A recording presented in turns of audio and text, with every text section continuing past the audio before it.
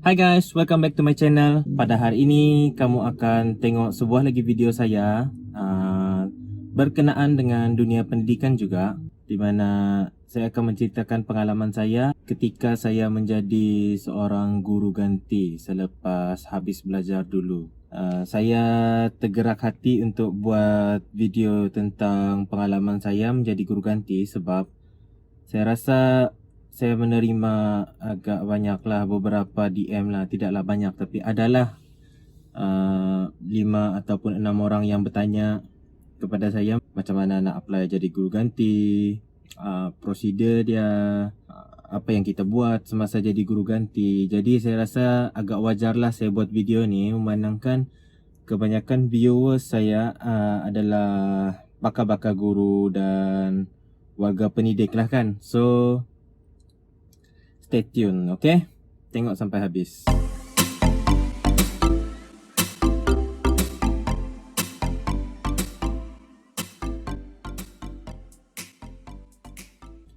Okay.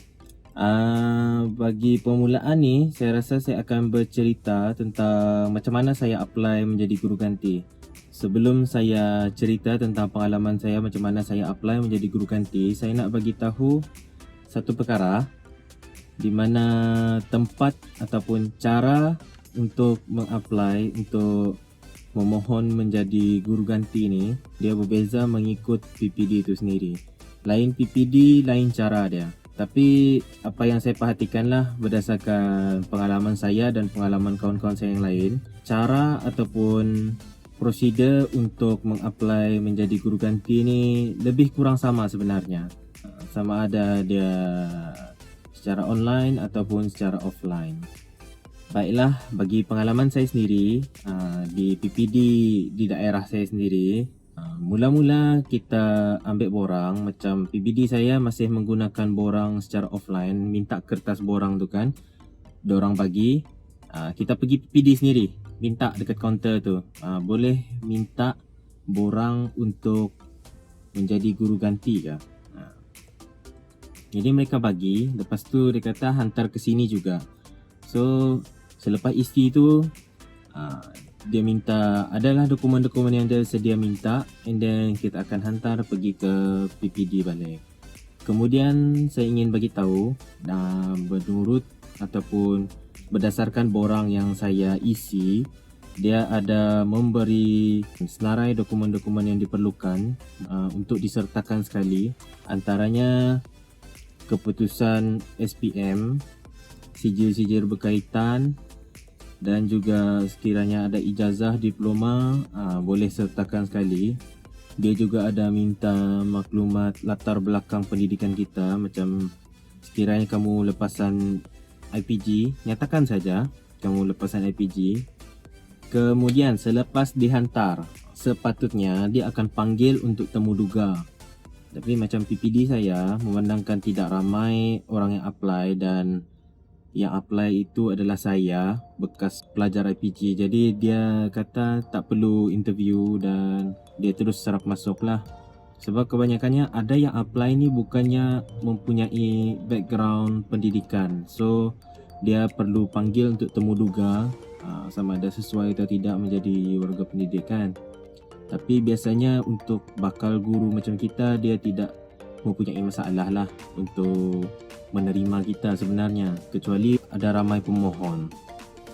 Sekiranya macam ada sahabat saya, dia di Kedah, dia isi online, kemudian dipanggil untuk temu duga melalui panggilan SMS lah. Dia di SMS atau WhatsApp, saya tidak pasti, tapi dia dipanggil untuk temu duga. So dia temu duga, dia kata soalan temu duga tu lagi payah daripada soalan temu duga SPP. So get ready lah. Kalau kamu rasa bersungguh-sungguh nak memohon jadi guru ganti, kamu kena belajar sikit lah. Secara kesimpulannya, bagi saya, kalau temu duga tu dia bergantung dengan panel ataupun PPD itu sendiri. Seterusnya, selesai bahagian interview, saya teruskan dengan bahagian lapor diri ke sekolah. Lapor diri ke sekolah sama macam kamu praktikum di sekolah. Datang hari pertama bawa surat, kalau ada surat. Kalau tidak ada surat, kontak dululah dengan GB sekolah tu. Kontak, lepas tu jumpa GB hari pertama tu, diperkenalkan di perhimpunan, kemudian diberi jadual waktu, tengok meja kamu. Meja kamu biasanya meja cikgu yang kamu ganti itu, itulah meja kamu. Kemudian tentang gaji juga saya tengok ada perbezaan lah, sedikit sajalah, tidak banyak, tapi dia still berbaloi berbanding dengan kamu kerja di luar. Sebab yang pertama, kamu kerja bidang kamu sendiri, bidang pendidikan. Yang kedua, kamu kerja bolehlah dikatakan separuh hari kan. Yang ketiga, Sabtu Ahad kamu tidak kerja, sebulan boleh dapat 1,000-2,000, okey lah kan. Kemudian yang terakhir, sekiranya sekolah tu dekat dengan rumah kamu, dia ada kelebihan lah. Dan pakaian semua rasanya tak perlulah nak beli baru kan. Pakai apa yang kamu pakai di IPG je lah kalau masih muat. Dan yang terakhir, tentang soalan-soalan yang selalu ditanya kepada saya tentang guru ganti ni.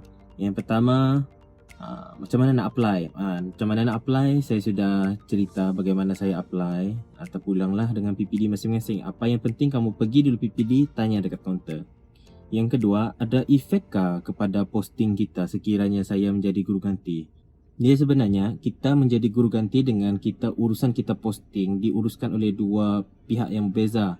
Kita jadi guru ganti diuruskan oleh PPD kita, dan posting kita diuruskan oleh pihak SPP. So, dia tidak ada kena-mengena dan tidak akan efek apa-apa.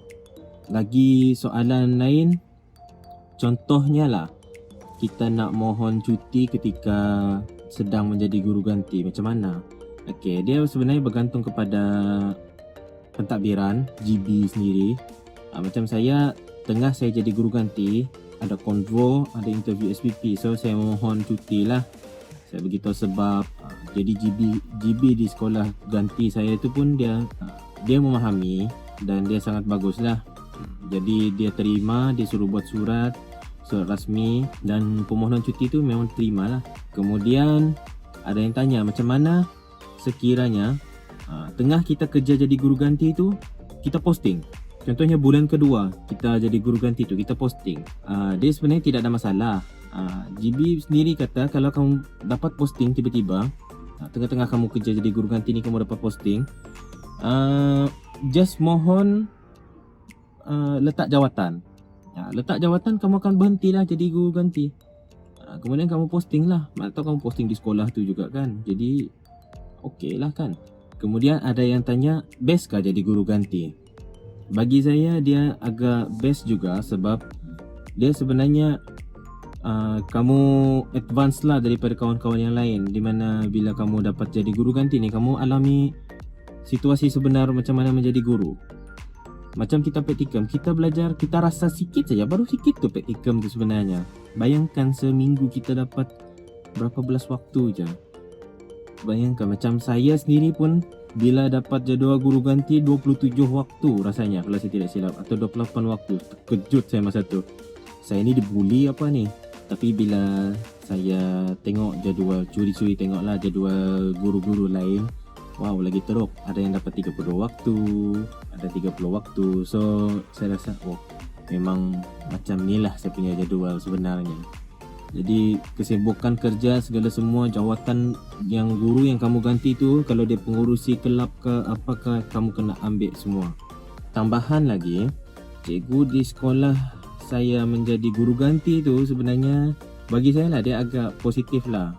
Suka membantu, saya tanya mereka jawab. Saya tidak terasa dilayan seperti saya seorang guru ganti. Saya agak bernasib baiklah sebab saya dapat sekolah tu. Yang seterusnya, soalan yang paling saya selalu dapat juga adalah kenapa jadi guru ganti? Nanti kerja jadi guru juga, tidak bosan kah?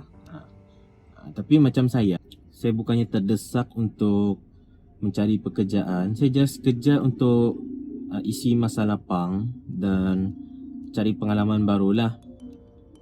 Tapi bagi saya, apa-apa yang saya buat, benda tu perlu berbaloi bagi saya lah. Jadi bila saya pergi cek ataupun tengok kerja-kerja kosong di daerah saya ni, memandangkan daerah saya daerah kecil je, jadi supermarket tidak ada. Ada jugalah, tapi kalau kita lihat dari segi kerja dia, kamu kerja pagi sampai ke malam, gaji kamu macam tu. Lepas tu kalau jadi guru ganti, gaji dia lebih sikit. So kalau ikut pertimbangan kewarasan saya lah kan masa tu ketika tu, so saya memilih jadi guru ganti lah. Saya rasa untuk video kali ni sekian saja, itu sahaja perkongsian saya. Saya harap kamu suka dengan video ni. Kalau kamu suka, kamu boleh like, komen dan subscribe saya untuk video seterusnya. Terima kasih.